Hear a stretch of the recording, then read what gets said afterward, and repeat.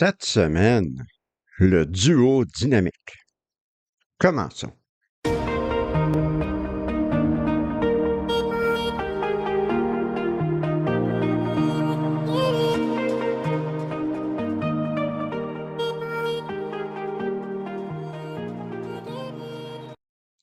Bonjour et bienvenue à une nouvelle vidéo sur la vérité concernant Watchtower et les témoins de Jéhovah.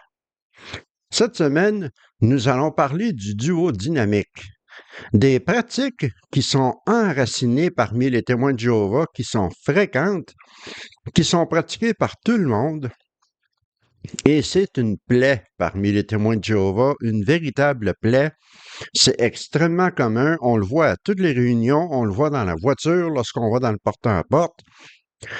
On le voit même dans le porte-à-porte comme tel quand vous marchez avec un frère ou une sœur.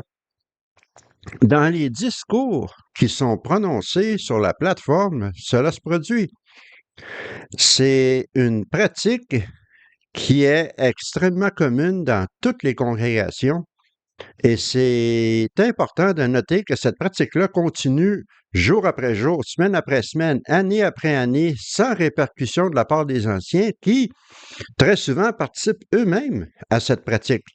Et la Bible a dit que ces pratiques sont considérées des péchés qui méritent l'exclusion et l'ostracisme. Mais de quoi est-ce que je parle?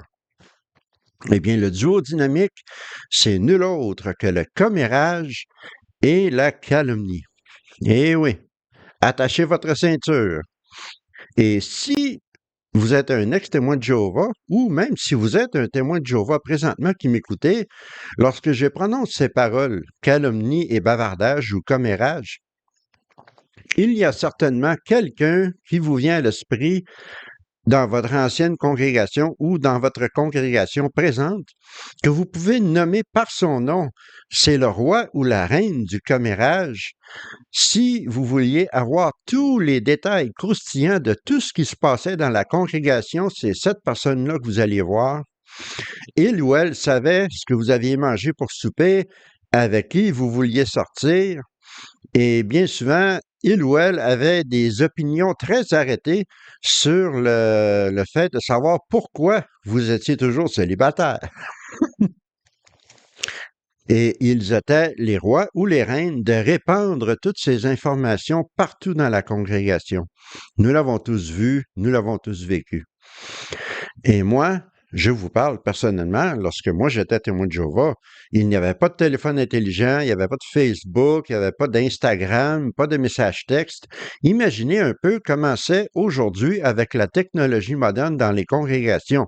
Ça doit être absolument horrible. Et ces pratiques sont intrinsèquement liées à la culture dans les congrégations de témoins de Jéhovah. Tout le monde le fait, incluant les anciens, qui vont briser la confidentialité des comités judiciaires en parlant avec leurs épouses sur certains cas. Le surveillant de circonscription pratique ces choses-là. S'il veut savoir tout ce qui se passe dans les congrégations, les anciens, ça faisait un plaisir de tout lui raconter. Et c'est quelque chose qui est répandu, une infection au sein des congrégations. Mais une chose qu'il faut noter, c'est que les témoins de Jéhovah en général, et les anciens en particulier, savent que le commérage et la calomnie sont des péchés sérieux. Ils savent que Dieu désapprouve totalement de cela, et ils savent aussi qu'est-ce que ces deux choses-là peuvent faire à une personne et à la réputation d'une personne. Allons voir qu'est-ce que la société Watchtower, qu'est-ce que Watchtower disent eux-mêmes sur ces pratiques dans leurs publications. On va aller voir le livre auxiliaire pour une meilleure compréhension de la Bible, le chapitre bavardage et calomnie. Nous allons voir ici une définition. Un bavard tient des propos abondants et futiles ou répand des rumeurs non fondées. Par calomnie, on entend la diffamation orale ou écrite, généralement motivée par la méchanceté. Le bavardage comme tel a l'air relativement inoffensif, la calomnie un peu plus sérieux, mais voyons ce que le Collège central mentionne dans la tour de garde du 15 août 1955. Il y a dans cette revue un article qui s'intitule Le commérage peut vous détruire. Et la toute première ligne de cet article, regardez ici, le commérage a commencé avec Satan le diable. Déjà, c'est un très mauvais début. Et un peu plus loin dans l'article, au paragraphe 3, on mentionne qu'est-ce que c'est que le commérage? Ce sont des paroles qui causent de la blessure. Et un peu plus loin dans l'article, quelqu'un qui révèle des choses secrètes qui concernent les autres et qui ne sont pas de ses affaires parle stupidement, se mêle de ce qui ne la regarde pas, il raconte toutes sortes d'histoires, il fait du commérage, il trahit la confiance et cause la blessure. Et en ce qui concerne la calomnie en particulier, allons voir la tour de garde du 15 avril 1970.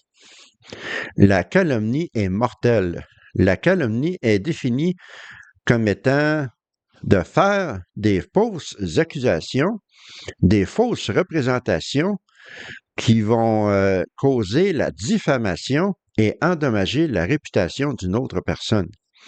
Le calomniateur promouvoit la haine et ceux qui haïssent leurs frères sont des homicides, d'après 1 Jean 3,15.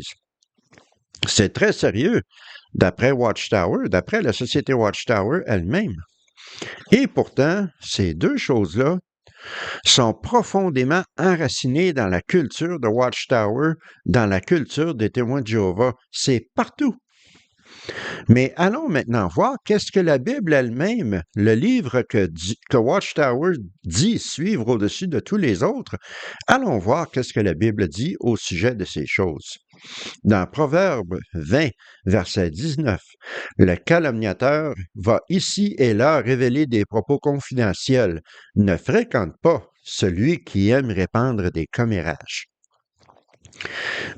Et maintenant, allons voir 1 Corinthiens 5, 11. Paul dit, « Mais maintenant, je vous écris de ne plus fréquenter celui qui est appelé frère à une conduite sexuelle immorale, ou bien est avide, idolâtre, insulteur, ce qui pourrait être aussi interprété comme étant calomniateur, ivrogne ou voleur, et même ne mangez pas avec un tel homme. » Dans la lettre de Jacques, chapitre 1, verset 26, si quelqu'un pense être un adorateur de Dieu, mais qu'il ne maîtrise pas sa langue, il trompe son propre cœur et son culte est sans valeur.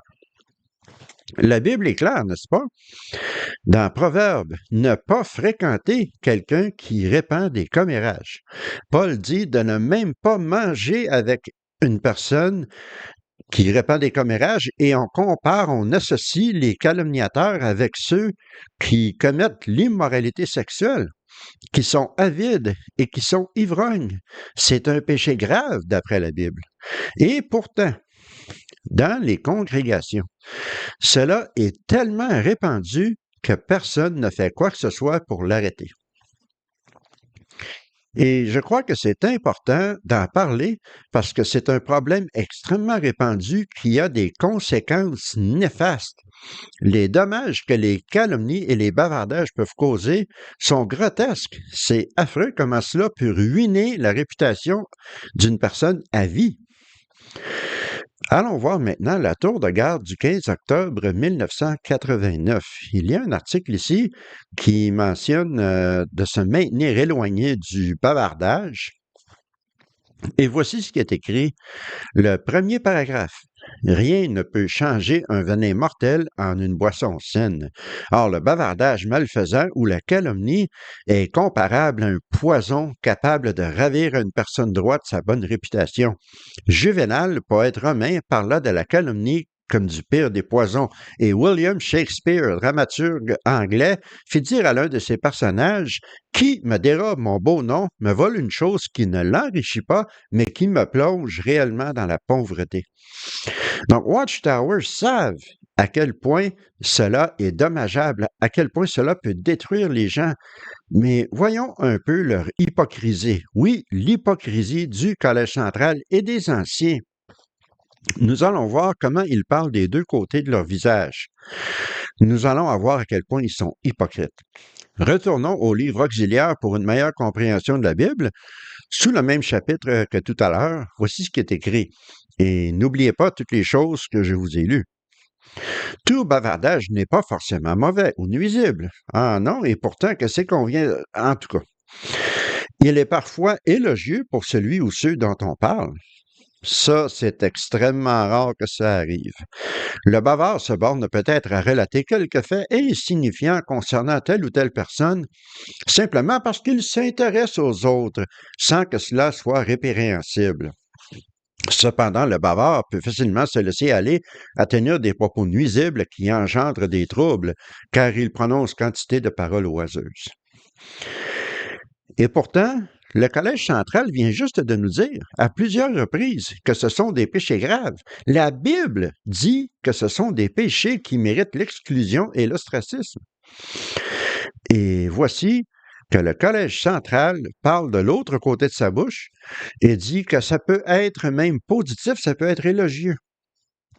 Est-ce que la Bible fait une différence entre le bavardage positif et le bavardage négatif? Moi, je n'ai pas vu cela dans les versets que je vous ai lus. Tous les bavardages sont mal vus. Et c'est là que la confusion commence pour un témoin de Jéhovah ordinaire. On dirait que le Collège central ne sait pas sur quel pied danser. Et par conséquent, les témoins de Jéhovah ordinaires non plus. Ils vont dire, ah, mais c'était pas des bavardages, c'était pas des calomnies. Je ne faisais que parler des problèmes des autres parce que je m'inquiète pour eux et blablabla. Mais c'est pas ça du tout. C'est du bavardage. C'est parler de choses qui ne vous regardent pas.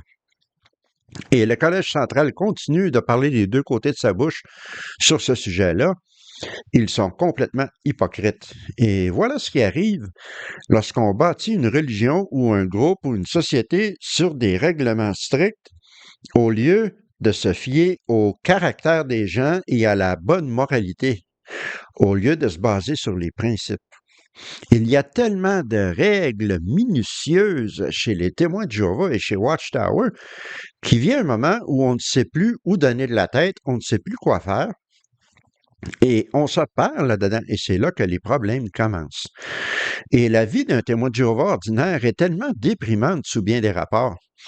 Toutes sortes de choses normales et saines qui sont interdites, qu'on ne peut pas faire. On passe des heures à côté d'un petit chariot dans la rue à regarder notre téléphone en attendant que quelqu'un nous parle, ce qui arrive rarement. On va à des réunions qui sont amortissantes, abrutissantes, qui sont ennuyeuses. Et mois après mois, semaine après semaine, année après année, et lorsque finalement on entend quelque chose de croustillant sur quelqu'un dans la congrégation, eh bien, ça devient presque de l'amusement, une distraction. Cela met une étincelle dans leur vie. Et ce n'est pas difficile de voir pourquoi ce genre de comportement est tellement répandu dans les congrégations. Et c'est un problème omniprésent dans les témoins de Jéhovah. À un moment donné, les gens deviennent terrifiés de partager quoi que ce soit avec qui que ce soit, incluant les anciens, parce que sinon, ça deviendra quelque chose de connu par toute la congrégation en très peu de temps. Et quiconque va nier ce que je viens de dire là, je suis désolé, vous êtes myope, vous ne voyez pas la réalité. C'est un problème massif chez les témoins de Jéhovah. Les deux plus gros problèmes, en fait, c'est l'alcoolisme et le commérage, le duo dynamique avec la calomnie. Et écoutez, il faut être honnête, c'est la nature humaine. N'importe lequel groupe, que ce soit dans un lieu de travail, un lieu de culte, un groupe politique, il va y avoir des rumeurs, il va y avoir du commérage, parce que nous sommes tous humains, nous sommes tous imparfaits, et c'est normal. Mais la raison pour laquelle c'est plus grave chez les témoins de Jéhovah, c'est parce que eux, ils se prétendent être meilleurs que les autres. Nous avons la Bible, nous avons une connexion directe avec Jésus au ciel. Nous sommes au-dessus des autres humains qui vont tous être détruits à Armageddon. Nous sommes au-dessus du commérage et de la calomnie. Eh bien non, et même pas proche d'être au-dessus de cela. Souvenez-vous, lorsque vous étiez témoin de Jéhovah, ou si vous l'êtes toujours, vous étiez dans la voiture avec plusieurs autres frères et sœurs pour aller dans le porte-en-porte, et inévitablement, la conversation en venait à parler de quelqu'un d'autre. Quelqu'un qui n'était pas avec vous, bien entendu. On parlait des enfants des autres. Est-ce que ce sont des bons enfants ou des mauvaises fréquentations? Et si quelqu'un s'est acheté une voiture neuve, cette personne-là est rendue matérialiste. Sans aucune preuve, on ne connaît pas les circonstances, mais on se met à répandre des rumeurs et du commérage sur tout le monde dans la congrégation. C'est une infection virale. C'est aussi simple que cela. Donc, malgré le fait qu'ils se disent supérieurs aux autres, ils sont exactement pareils à n'importe quel autre groupe. Et c'est pour ça que c'est plus sérieux chez eux, parce qu'ils se disent meilleurs que les autres et c'est faux. Retournons dans la Bible, dans Psaume 101, verset 5. Celui qui calomnie son prochain en secret, je le réduirai au silence. Encore une fois, la Bible, ici, dénonce ce comportement et c'est sérieux. Et pourtant, cela continue semaine après semaine dans les congrégations sans arrêt. Et le fait est que les 9 clowns dans l'État de New York ont non seulement ont créé une culture qui tolère ces choses-là, mais en fait, qui activement encourage ces commérages. Et ça, vous le voyez, à chaque fois que vous voyez quelqu'un qui va courir aux anciens pour parler de tout et de rien, sur tout le monde, n'importe qui font n'importe quoi, juste pour les dénoncer, parce qu'ils se sont fait dire que s'ils ne dénoncent pas ces gens-là, ils vont être détruits à Armageddon car ils sont coupables et le Saint-Esprit sera enlevé de la congrégation à cause d'eux. Imaginez ça, là. Et nous avons souvent entendu des membres du Collège central dire qu'il fallait dénoncer les autres. On encourage une culture de commérage. Non seulement on la tolère, mais on l'encourage. Et pourtant, voici ce qui est écrit dans le livre des Anciens. Oui, le fameux livre secret des Anciens. Et allons voir dans le chapitre qui parle comment déterminer si un comité judiciaire doit être formé. On parle de la calomnie et de la médisance. Alors, calomnier, c'est raconter des mensonges qui vont salir la réputation de quelqu'un. La calomnie est en général motivée par la malveillance. La calomnie n'est pas la même chose que la médisance. La médisance comporte parfois un fond de vérité. La calomnie est toujours mensongère. Si quelqu'un tient des propos médisants, il faut lui donner des conseils, mais on ne formera pas de comité judiciaire. Et ensuite, le livre continue en parlant de la fameuse procédure dans Matthieu 18, 15 à 17. Allons voir qu'est-ce que c'est que cette procédure. C'est Jésus qui parlait. Il dit, si ton frère commet un péché, va lui expliquer sa faute entre toi et lui seul. S'il t'écoute, tu as gagné ton frère. Mais s'il ne t'écoute pas, prends avec toi une ou deux personnes pour que tout fait soit établi d'après les déclarations de 2 ou 3 témoins. S'il ne les écoute pas, parle à la congrégation ou à l'Assemblée. S'il n'écoute pas non plus l'Assemblée, considère-le comme un homme des nations ou comme un collecteur d'impôts. Alors, premièrement, ce verset, c'est celui que Watchtower utilise pour justifier leur règle dégoûtante des 2 témoins, mais aussi, cela permet aux anciens de se laver les mains, d'être obligés de gérer des cas de commérage et de calomnie, car les définitions sont tellement vagues, sont tellement peu précises, malgré le fait que la Bible est très claire sur ce genre de choses. Mais le Collège central, ils ont besoin de ces commérages, ils ont besoin de ces bavardages pour contrôler les congrégations. Ils s'arrangent donc pour que les anciens puissent se laver les mains de ce genre de choses. Et pendant ce temps-là, la réputation des gens est détruite. Certaines personnes sont même obligées de déménager, non seulement changer de congrégation, mais même changer de ville parce que leur réputation est complètement détruite. Cela cause des dommages irréparables, des dommages qui vont suivre une personne toute sa vie. Et vous direz peut-être, c'est pas si grave que ça. Il y a plein de gens sur la planète, juste parce que les témoins le considèrent comme personne injuste à cause d'un bavardage ou d'une calomnie. Mais il ne faut pas oublier que les témoins de Jéhovah n'ont pas le droit de fréquenter les gens en dehors des congrégations. Donc, si votre réputation est détruite dans la congrégation, c'est fini. Il n'y a personne avec qui vous pouvez fréquenter à part ces gens-là. Et quelquefois même déménager dans une congrégation voisine qui fait partie du même circuit. La rumeur, les calomnies se sont déjà répandues dans toutes ces congrégations-là. Bien souvent, si on veut s'en défaire, il faut déménager très loin.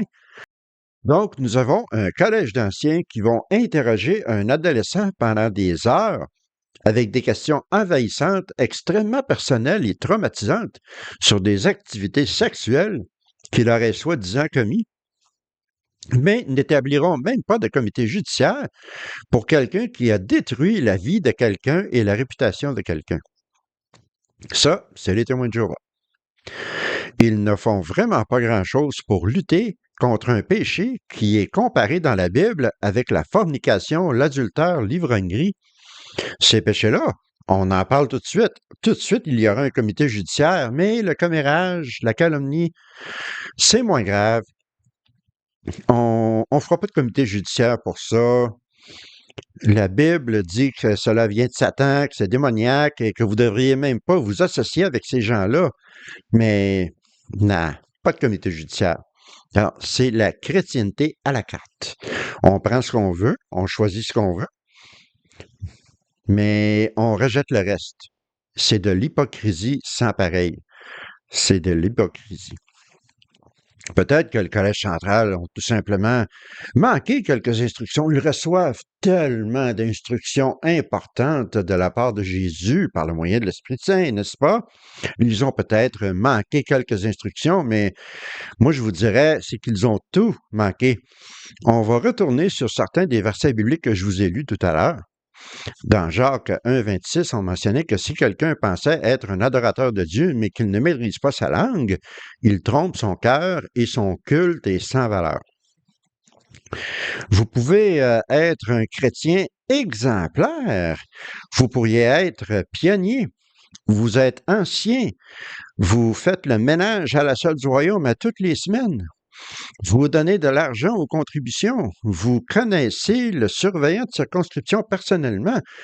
Vous pouvez réciter des versets de la Bible par cœur.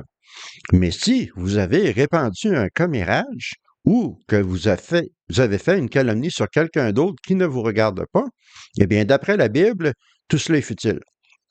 Vous perdez votre temps. Et c'est dans la Bible. Ce n'est pas mon invention. Et on va en lire un autre. Je ne l'ai pas lu tout à l'heure, mais c'est un nouveau verset, Proverbe 18, verset 21.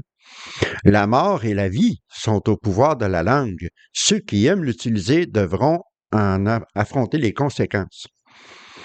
Eh bien, on parle de vie ou de mort ici. Ce ne sont pas des blagues. Et pourtant, non, pas besoin de comité judiciaire si vous répandez des commérages, si vous ne contrôlez pas votre langue, mais si deux adultes consentants ont des relations sexuelles ou quelqu'un a pris une transfusion sanguine pour sauver sa vie, ah non, là, il faut faire un comité judiciaire. Là. C'est vraiment l'hypocrisie totale. Cela prouve que le Collège central ignore Dieu, ils ignorent Jésus et ils ignorent la Bible complètement. Et ils l'ignorent en faveur d'une quelconque personne qui va aller répandre des commérages ou qui veut dire à tout le monde tous les secrets les plus intimes, les plus obscurs. Et on n'a qu'à penser aussi aux assemblées de district. Vous vous souvenez les assemblées? Ici au Québec, il y avait une grosse assemblée de district à Montréal à tous les ans. Et les témoins de Jéhovah venaient de partout dans la province du Québec pour ces assemblées. Alors, imaginez un peu tous les commérages qui se passaient dans ces assemblées-là. Et je vais vous réciter quelques petites choses que j'ai apprises par le moyen des bavardages, par le moyen des commérages dans ces assemblées-là. J'ai entendu parler de couples échangistes dans les témoins de Jéhovah par le moyen des commérages. J'ai entendu parler de toutes sortes de faits anatomiques des autres frères et sœurs. J'ai entendu parler de frères et de sœurs qui regardaient de la pornographie en cachette, qui ne payaient pas leurs impôts. Et toutes sortes d'autres choses que j'ai entendues par le moyen du bavardage et du commérage dans les assemblées de district. Et je serai candide, je vais être honnête, j'ai moi-même, à une reprise, participé à ce genre de choses. J'ai répandu une rumeur et je l'ai amèrement regretté et je le regrette encore aujourd'hui.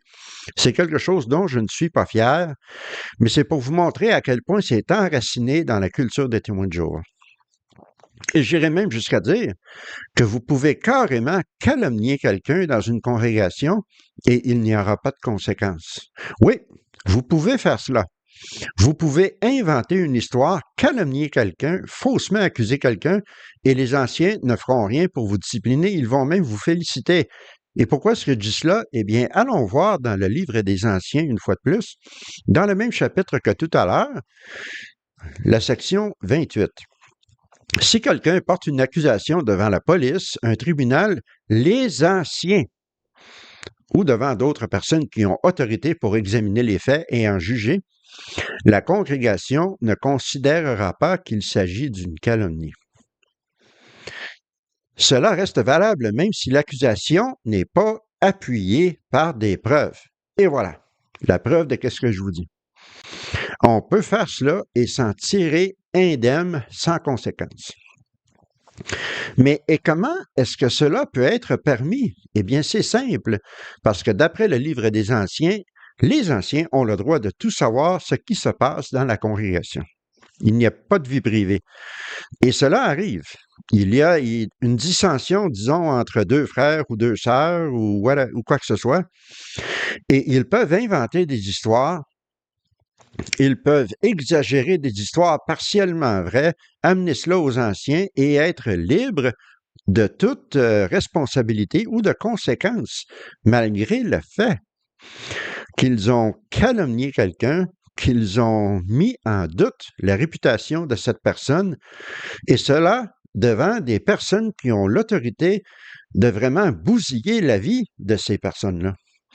De plus, les anciens font probablement parler à leurs femmes de ces choses-là, qui vont en parler à la femme du surveillant de circonscription, ainsi de suite. Et une fois qu'une telle histoire, une telle calomnie est sortie de la bouteille, c'est impossible de la remettre dedans. Et qu'est-ce qui se passe après cela?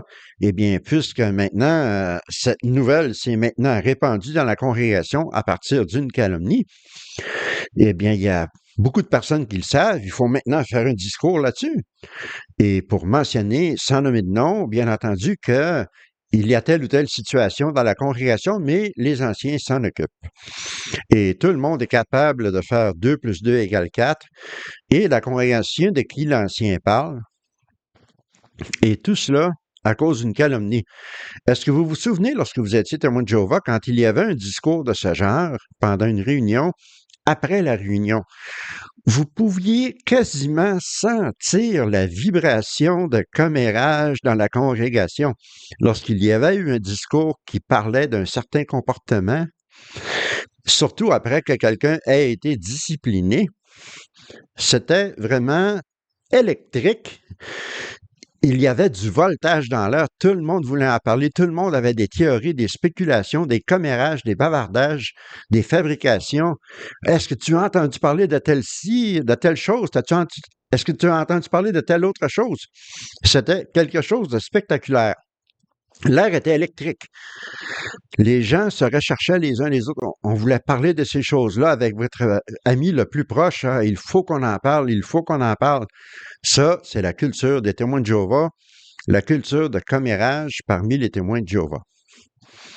En conclusion, lorsqu'on regarde la prévalence du commérage et de la calomnie chez les témoins de Jéhovah, et moi-même d'ailleurs, après avoir passé plusieurs années parmi eux et d'avoir observé la situation, il y a une conclusion qu'on peut tirer, et c'est vraiment dommage, mais les témoins de Jéhovah n'ont pas de vie. Ils n'ont tout simplement pas de vie. Leur vie n'a pas de substance. On a une cédule rigide de réunions qui vont vous vider le cerveau de prédications semaine après semaine, mois après mois, décennie après décennie. La plupart des passe-temps sont découragés ou même interdits. Il faut aller dans le porte-à-porte, passer tout son temps libre dans le service. On vous décourage de demander des questions, de poser des questions. Vous ne pouvez pas être ami avec quelqu'un qui n'est pas témoin de Jéhovah. La musique, c'est satanique. Les films, c'est satanique. Vous êtes pris dans un édifice sans fenêtre avec les mêmes 150 personnes, jour après jour, semaine après semaine, année après année. Vous allez épouser quelqu'un de ce même groupe ou d'un autre groupe exactement comme le vôtre. Vous allez avoir des enfants qui vont jouer avec les autres enfants du même groupe de gens dans le même édifice sans fenêtre dans lequel vous allez 3 fois par semaine, semaine après semaine, année après année, décennie après décennie. Les témoins de Jéhovah n'ont pas de vie. Et cela crée un monde, un univers propice à cette atmosphère de bavardage, de commérage et de calomnie. Et pour terminer, je vais vous lire une citation de Bertrand Russell. Il a dit ceci. « Personne ne répand des commérages sur les vertus secrètes des autres. » Des paroles plus vraies n'ont jamais été dites. Merci d'avoir écouté. Je vous souhaite une bonne fin de semaine. Prenez bien soin de vous. Si vous avez aimé la vidéo, donnez-moi un gros like. Abonnez-vous si ce n'est pas déjà fait. Et on se revoit la semaine prochaine. À la prochaine.